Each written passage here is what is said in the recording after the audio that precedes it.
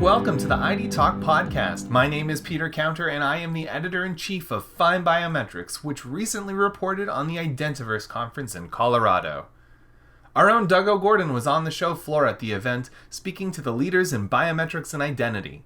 That's why, on this special episode of ID Talk, he interviews Teresa Wu, Vice President of Innovation at IDEMIA. In this episode, Wu recaps the long-storied history of Identiverse before digging into the major trends in the identity industry as they relate to biometrics. From the fight against phishing, to the emergence of verified credentials and the rise of mobile ID, which is an area in which IDEMIA is a celebrated pioneer. She touches on the public perception of face biometrics and the importance of leadership when it comes to education, interoperability, and ethical responsibility. This is a wide-ranging discussion, and it serves as a great overview of the relationship between biometrics and the larger identity and access management space, so let's get straight to it. Here is FindBiometrics' Doug OGorden in conversation with IDEMIA's Teresa Wu, recorded live at Identiverse.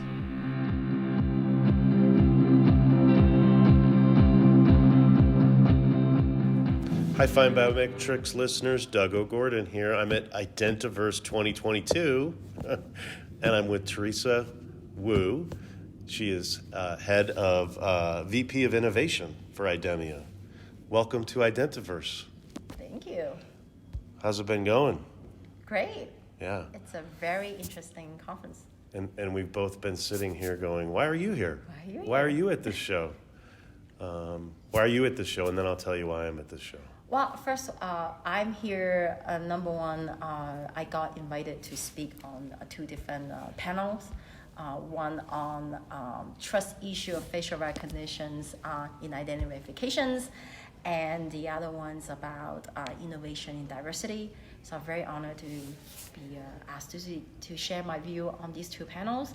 And also there's a lot of convergence going on between the IAM space and the biometric space and cybersecurity space. So it's good to be here after 2 years of COVID and hiatus to see the world of the universe of identity coming together again.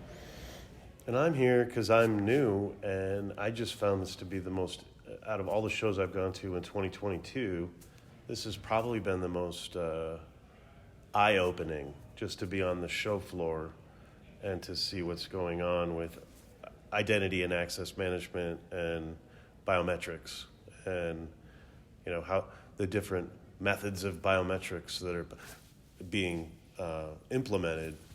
I've heard the word biometrics more at this show than any other show I've been to. It's definitely exciting. I think identity has come really forefront with COVID in order to prove who you are online or how to manage your access with the hybrid workforce. It's putting all the identity access management product developer and the implementer in challenge. So they need the next level of solution, how to automate it, how to manage it, etc. So this show, for those that doesn't know, Identiverse is have a long history. Has been going on for more than a decade. I think this. What was it called previously? The Identity Summit. Ping Identity Summit. It was yes. Ping's It was a product. Ping's industry conference first, and then they slowly evolved to more open over the last 12 years, and recently the Cyber Risk Alliance acquired it.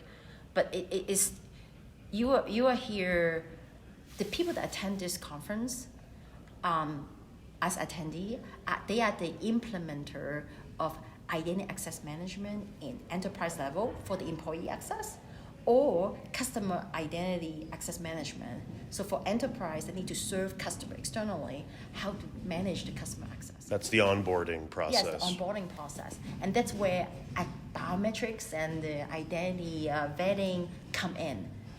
So that's how you see how we are colliding and converging. It's like, we need a more robust way of onboarding customer. Yeah. How do you know this customer is a real customer, not a fake customer, or fraud, right? And then you have the employee level, how to make the automations.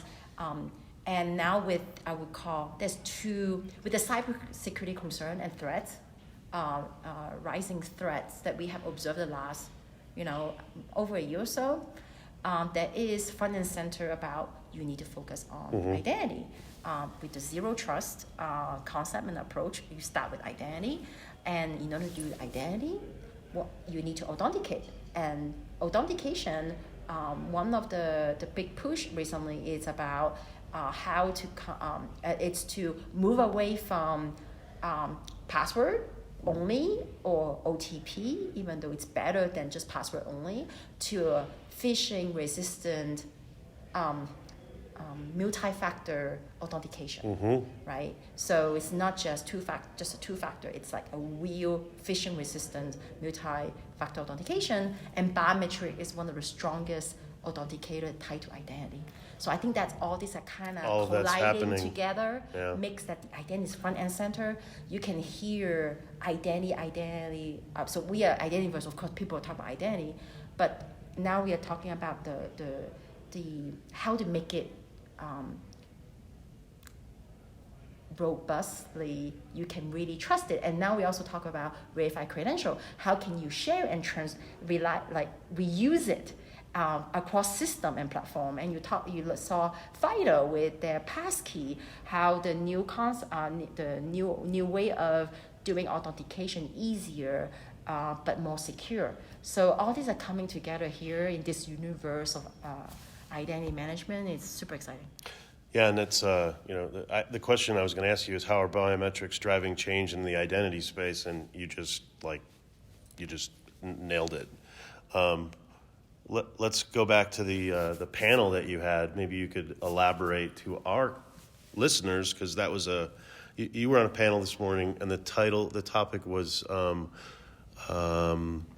will public trust undermine the facial recognitions and identity verifications? Correct. And you were with Jeremy Grant from Venable and Jordan Burris from Socure. Yeah. And the topic was so hot, we'll use the word hot, that it went 20 minutes over and people didn't go to lunch. It kept going. What was your takeaway on that panel? I think it shows that the world of identity management getting starting understanding the fact that biometric come with its luggage and come with, it's not just another token. It has a broader context they need to learn about and know about when it deploys it. And it's not a topic that biometric is not a very common topic in Identiverse yet. So it's one of the few that directly tackle facial recognitions. And it's a society topic, actually. It's very personal on the consumer level. Correct. And I think that's what brings the implementer to the panels to understand it at the broader topic, why it's so controversial, and is there any other alternative?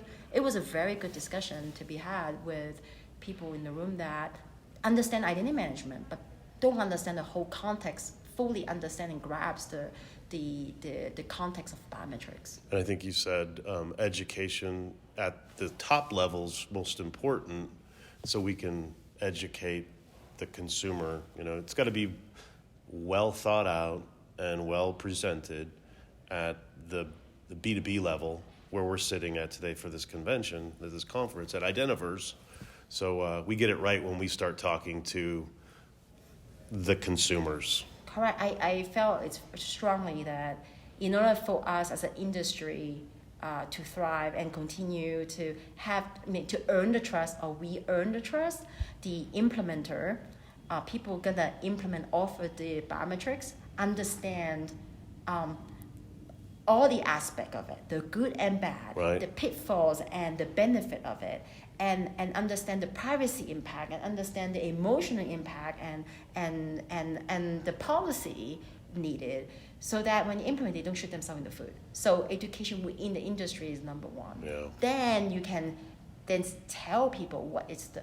I don't think we can be credible as an industry to tell the public, oh no, we know what we're talking about, when every single day there's bad headline, like black eye for the industry, right? So we need to, as an industry, to all own that and get it, at least raise the awareness from everybody down. It's not just people that speak in conferences. It's all the way to the developer, all the way to the field engineer.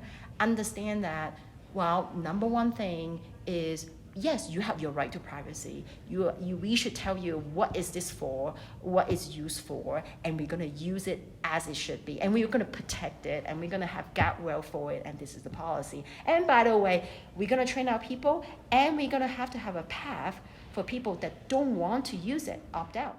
Right, it's all about consent. Yes. You got to either want it or figure out those who don't want it, how you're going to get them onboarded.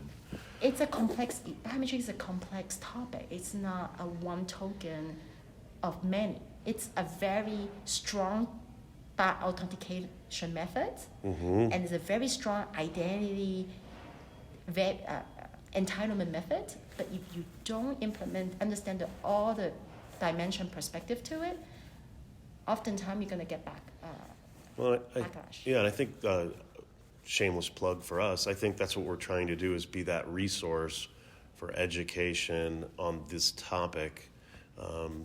Just recently, we've launched 2 new column sections within our site. One is called ID School, and that is these checklists of items. If you're using biometrics, here's the 7 items you may want to consider before you implement using such technologies. We've also created ID Tech, which is all the different methods and news items that we're seeing in the technology world of ID. So it's day 3. It's the last full day of the show. Yes. We do have tomorrow, but what's your big takeaway from the show? What's your final closing statement on this Identiverse 2022?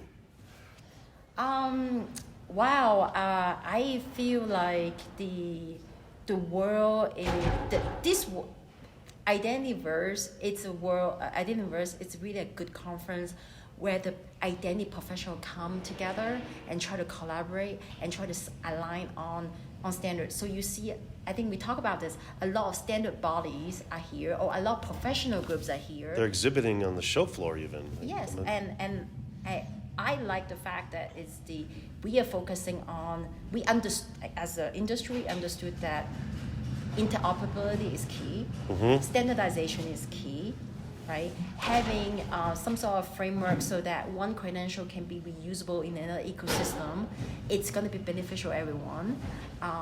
And I think that is what I would take away, is that level of industry collaboration, technical collaboration, and fostering that, whether it's FIDO Alliance with the open industry standard on better multi-factor authentications, continue to collaborate on it, to Open ID Foundation is trying to do and promote Open ID Connect and all the APIs they're doing, to OIX, to other, I would say, there's too many to name, right? Acronym, right? Yeah. Where we're trying to collaborate, and you can see the industry vendor, I use that as saying, yes, one, migration is easier when they're all using the same data dictionary and the same APIs. So I that's something I learned, that we, as the biometric world, even though we have NIST helping out with the standard, the identity management, they way beyond. It's like, can you imagine? I can't imagine my space and say, hey, let's have all the biometric player come up with the same common interface, and we're going to code to that same common interface so that my system natively can talk to your system. And you think that's going to happen? You think? I think we have a journey to go. Yeah. We still have a journey to go. Yeah. I mean, we have SNIS did a great job at doing that foundation, but here we do it at the Identiverse. You saw all this IM company. They do it at really at the technical level. Yeah. Having the developer work together to write the same APIs together. We don't have that. We don't have that yet. Hopefully somewhere, somehow we do that too. I think with the advent of digital ID, like MID, that's actually quite popular. The tracks of MID are quite popular here. I think the fact that government's going to issue digital ID make a very strong digital credentials that can be possibly digest and used by identity management companies and system. It's going to strengthen the ecosystem too, because now government issue ID is a very, very highly confident, secure identity. So I think that's our world is going to overlap more and more. Yeah, well, that's a great way to close. Thanks for your time, Teresa Wu from IDEMIA. Thank you, Doug. And safe travels, and enjoy the last day of the show. Thank you.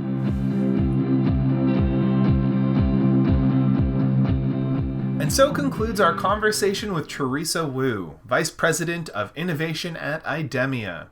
Learn more about the topics in this episode by visiting idemia.com. And for more identity expert interviews from Identiverse, stay posted to FindBiometrics.com.